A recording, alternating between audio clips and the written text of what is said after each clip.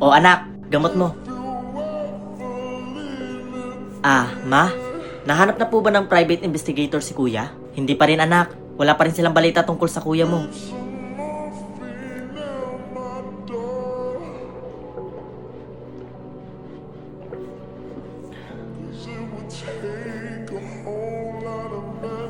Kuya? Kuya, nagbalik ka! Kuya, kamusta ka na? Ano ba nangyari sa'yo? Okay lang si kuya. Tara, magpahinga na tayo.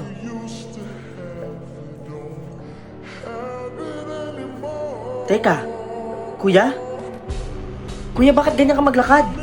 Anong nangyari sa legs mo? Wala to bunso. Huwag mo na intindihin.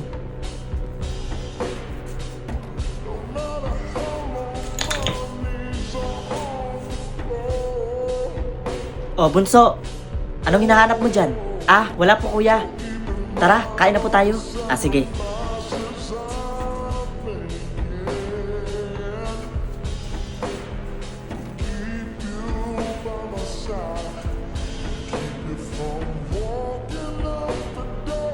Gabi na. Saan kaya pupunta si kuya?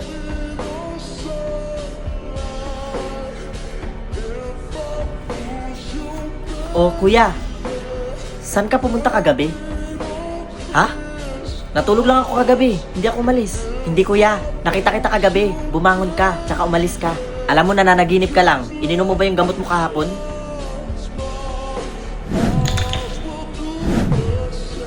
Kita mo? Oh, eto. Gamot mo. Inumin mo. Ikaw ang dahilan kung bakit namatay si Papa. Ikaw ang dahilan kung bakit tayo aksidente.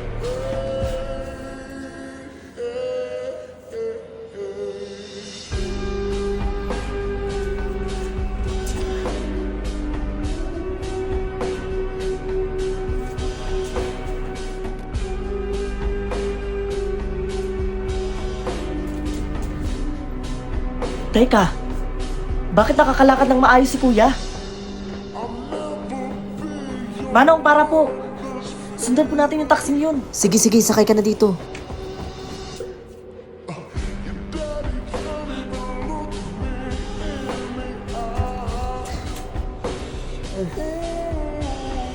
Good morning. Lumayo ka sa akin. Sino ka ba talaga? Saan mo dinala yung kuya ko? Ano na namang pinagsasabi mo? Kagabi, sinundan kita. Nakakalakad ka ng maayos. Alam mo na, naginip ka na naman. Hindi mo na naman siguro ininom yung gamot mo. Sigurado ako sa nakita ko. Uulitin ko. Hindi ako nakakalakad ng maayos. At hindi totoo na sumakay ka ng taxi para sundan ako.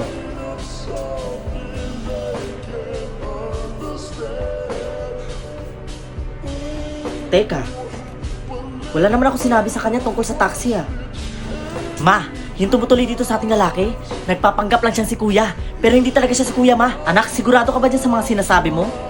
Baka nananaginip ka lang. Opo, ma. Sigurado po ako. Nasundan niya ako ng isang gabi, ma. Dinalaw ko sa simenteryo yung puto ni Papa. Yun din ang sinabi niya sa akin, anak. At sigurado daw siya na nakita ka talaga niya. Mukhang hindi na tumatalab yung gamot na pinapainom natin sa kanya, ma. Anong gagawin natin, anak? Hindi niya pwedeng maalala kung ano yung nangyaring aksidente. Dahil baka sisihin niya na naman yung sarili niya.